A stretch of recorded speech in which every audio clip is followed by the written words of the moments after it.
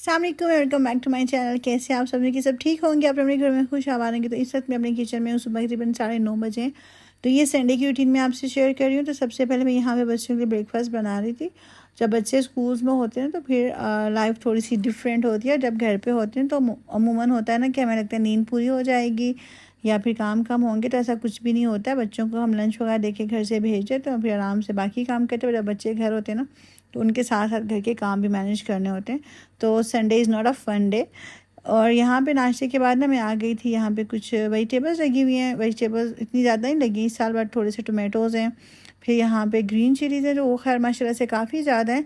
इस दफ़ा ना हमारी बाकी वेजिटेबल्स जो हैं लास्ट ईयर काफ़ी ज़्यादा, जब हम लास्ट ईयर पाकिस्तान आए थे ना तब बहुत सारी वेजिटेबल्स हम घर की यूज़ करते। यहाँ पे ये कड़ी पत्ते का जो प्लांट लगाया था ना वो है। यहाँ पे कुछ ना मेरी सासू माँ ने लगा दिए थे मकई के बीज भी, ताकि मकई लगे, बच्चे घास के जो कोर्न होती है ना, जो भुट्टा होता है वो।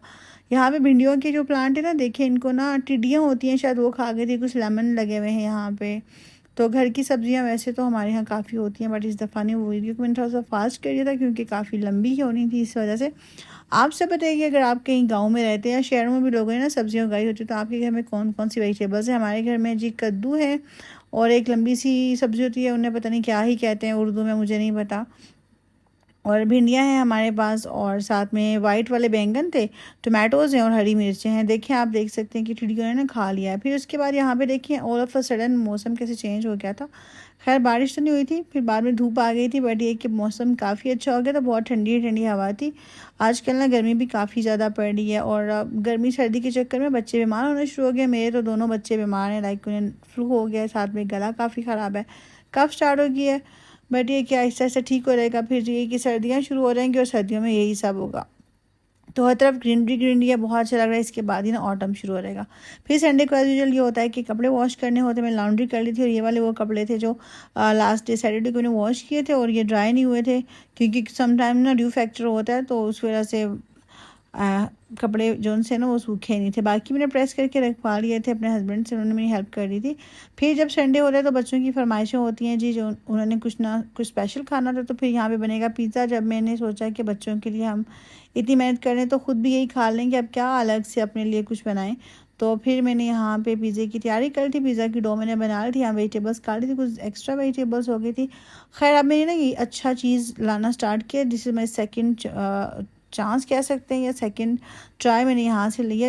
एक दफ़ा मैं ली थी, वो दूसरी थी मोज़रेला चीज़ थी। ये वाली पिज़्ज़ा चीज़ बहुत ही यम्मी पिज़्ज़े बनते हैं इसके, बहुत अच्छा रिजल्ट और काफ़ी जो है इकोनॉमिकल है, बहुत ज़्यादा महंगी नहीं है। 3000 या 2800 की आपको मिल जाती है 2 किलो शेडेड चीज़। और आपकी लाइफ ईजी हो जाए। जो ब्लॉक होता है ना उसका ये मसला होता है कि जब वो फ्रोज़न होता है ना तो तब आपको डिफ्रोज़ करना पड़ता है उसे, फिर आपने उसको कद्दूकश करना होता है, तो काफ़ी लंबा चौड़ा प्रोसेस, हाफ जो आपके फ्रीज़ हो जाते हैं। तो खैर यहाँ पे टोटल मैंने ना 5 या 6 पिज़्ज़ा बनाती हूँ। अक्सर बच्चों के लिए मैं 2 या 3 बनाती हूँ क्योंकि 3 बच्चे हैं, तीनों ने मिल के खाना होता है। और 2-3 दिन तो बच्चे पिज़्ज़ा ये खाते हैं, मतलब 2 दिन तो खैर खाते हैं। फर्स्ट डे होता है और सेकंड, लाइक संडे को खाएंगे तो फिर मंडे को खाएंगे दोबारा से। बच्चे बस बच्चों की जो पसंद होती है ना बस ऐसी होती है, तो अगर उन्हें कोई एक चीज़ अच्छी लग जाए तो 2-3 दिन बराबर उन्हें वही खानी होती है। तो खैर यहाँ पे बच्चों का पिज़्ज़ा तो सिंपल वे में बनाती हूँ मैं, इजी सा। ऐसे बना के ऊपर सिर्फ टोमेटो जो प्यूरी होती है वो या पिज़्ज़ा सॉस लगाना होता है, साथ में चीज़ डाल दो, इनका मार्गरीटा पिज़्ज़ा डन हो जाता है।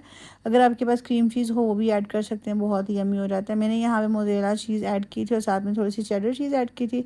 और जो अपने लिए हम बनाते हैं ना उसमें जो चिकन आपने स्टार्टिंग में देखी थी, मैंने उसको टिक्का मसाला लगा के चिकन को मैं कुक कर लेती हूँ, साथ में थोड़ी सी शिमला मिर्चें अनियंस डाल लेती हूँ, उससे चिकन का टेस्ट बहुत अच्छा हो जाता है। और ये देखें जी हमारे पिज़्ज़ा जो उनसे तो बन के रेडी हो गए थे, तो कितने अच्छे दिख रहे हैं और खाने में ना इससे भी ज़्यादा मज़े के थे। बस बात होती है आपकी डो बहुत अच्छी होनी चाहिए, सॉफ्ट सॉफ्ट सी होनी चाहिए, और आपकी जो टॉपिंग्स हैं वो अच्छी होनी चाहिए। टॉपिंग्स में बहुत सी चीज़ें हम नहीं डालते। ऑलिव्स मुझे इजीली अवेलेबल नहीं होते यहाँ पे, तो फिर मैं कभी कभी ऑलिव्स को ओमिट कर देती हूँ। कॉर्न मुझे पसंद नहीं है, मेरे हस्बैंड को पसंद है, बट यहाँ पे कॉर्न भी इतनी ईजीली नहीं मिलती है, तो फिर मैंने कहा कि इसको भी ओमिट कर देते हैं। खैर ऐसे भी ना सिर्फ वेजिटेबल्स भी आप डालें, चिकन ना भी डालें तो पिज़्ज़ा बहुत मज़े का बनता है। मैं नॉर्मली ना ब्रेड पिज़्ज़ाज़ बनाती हूँ जिसमें चिकन ऐड नहीं करती, तो काफ़ी अच्छे होते हैं। तो यहाँ पे हमारा पिज़्ज़ाज़ रेडी हो चुके हैं। 6 पिज़्ज़ाज़ बनाए थे मैंने, और ये 2 किलो की होती है, इसे ईजी तकरीबन 12 to 13 पिज़्ज़ाज़ बन जाते हैं। फिर जी मुझे डाइट का भूत तो अक्सर ही सवार रहता है। मैं इंटरमीडिएट फास्टिंग कर रही हूँ और जब इसके कोई रिज़ल्ट सामने आएंगे तो मैं आपसे ज़रूर शेयर करूँगी। खैर रिज़ल्ट तो सामने आना शुरू हो गया, बट फिर मैंने कहा कि अभी मैं कुछ शेयर नहीं करूँगी, इंशाल्लाह बाद में शेयर करूँगी शॉर्ट्स की सूरत में। तो यहाँ पे मैं चिकन की शामी कबाब बनाई थी, बहुत बार इनकी रेसिपी दे चुकी हूँ। बस चिकन ढेर सारी ले ली थी मैंने, 1.5 किलो के करीब चिकन है और आधा किलो के करीब या 700 ग्राम्स के करीब दाल थी। दाल की क्वांटिटी चिकन से हाफ़ होती है, तो यहाँ पे कुकर में इससे ज़्यादा जगह नहीं थी, स्पेस ही, तो मैंने ज़्यादा पानी ऐड नहीं किया था, क्योंकि ज़्यादा पानी ऐड कर देते हैं तो फिर बाद में बड़े मसले होते हैं, इसको सुखाना पड़ता है।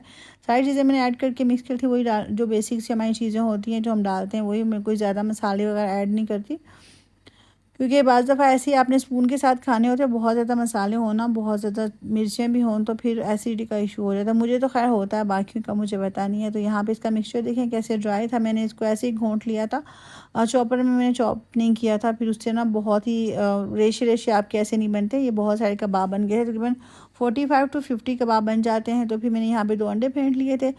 जब भी मैं कबाब बनाती हूँ तो वो लेट नाइट हो जाता है, लाइक सुबह आप शुरू करते हैं, फिर बच्चों के काम फिर करते करते 10 साढ़े 10 बज जाते हैं।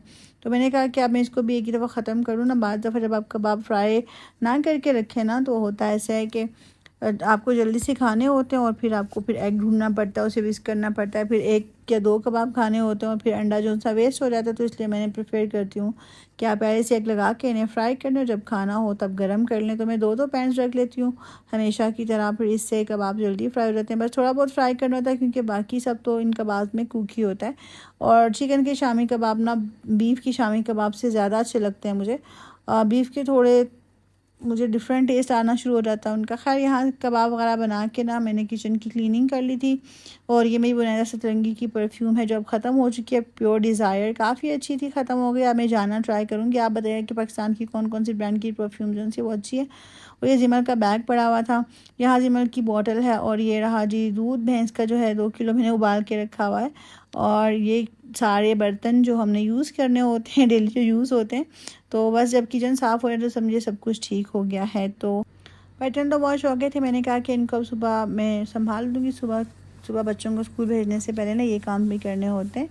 तो बस देखिए रात कितनी ज़्यादा हो गई थी, तो यहाँ पे मैं आ गई थी, मैंने कहा थोड़ी स्किन केयर कर लेते। तो यहाँ पे डर्मा शाइन के लिए मैं स्किन टोनर लाई हूँ रोज़ का, ये बहुत ही अच्छा है, बहुत ही अच्छा चल रहा है, मुझे इससे कोई भी स्किन प्रॉब्लम नहीं हुई है।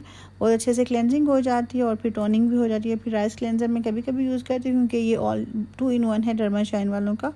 तो आप सब बताइए कि आप लोगों में से भी ये किसी ने ट्राई किया। तो एक ऐसा B&B के जो राइस के फेस वॉश और स्क्रब वगैरह ये बहुत अच्छे जा रहे हैं। फिर मैं ये साइड करने का जो अनियन ऑयल है ये भी यूज़ कर रही हूँ, मैं आपको रिज़ल्ट बताऊंगी। बट ये है कि इससे जो मेरे बालों की फ्रीजीनेस थी वो ख़त्म हो गई है और बाल थोड़े थोड़े से अच्छे होना शुरू हो गए हैं। तो मैं आज की वीडियो यहीं पे एंड होती है। उम्मीद करती हूँ कि आपको अच्छी लगी होगी। अगर अच्छी लगी हो तो please don't forget to like share comment subscribe to my channel. Thank you so much for watching. मिलते हैं नेक्स्ट वीडियो में, तब तक के लिए अल्लाह हाफिज़।